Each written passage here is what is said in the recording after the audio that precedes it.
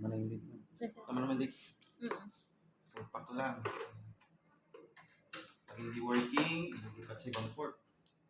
Yan, working naman. So pag hindi working, lipat na lang sa port. Hanggang sa maging working. So pag yan, hindi naman working. So lipat na sa port. Kasi possible kailangan ng compatibility issue or di kalinisin yung port o yung pins. Sa salpak ulit. So, unahin na lang yung mga nakakabit dito sa left side. Dire-diretso yung right side. So, kung nasa pack yun, working naman. So, ngayon, saka maging panghuli dito, no? Ito yung panghuli natin. So, dito. Kapag hindi working, ay lipat sa ibang port. Pagpalit-palitin.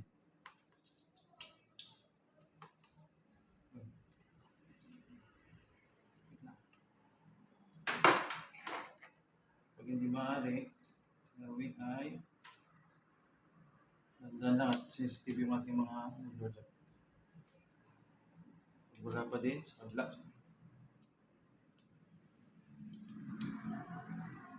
Sa maging working. Unlock din no. Buka lang itong doon nila. Huwag na sobrang buka. Masira. Wala pa din. Yun.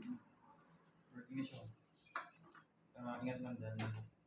Mga magka-problem. Dito naman sa isang. So, ito lagay ito sa working. Saan na tayo kanina working? So, i-check kung saan yung working. So, doon mag-focus. Yan. Number 15. 15 cakes. Malin. Basta kung saan yung working. Number 15. And then, sa number 15 ulit. So, working na agad, no? So, dahan-dahan lang kapit doon sa ating modular box and then patch panel. Pag pinayagan naman natin, hindi nakakabit lang. Pero, standard talaga, kailangan nakakabit sa ating patch panel at sa modular box. So, 1, 2, 3, 4, 5, 6, 7, 8. Hindi sa lahat ng oras kailangan gumamit ng cable tester, no?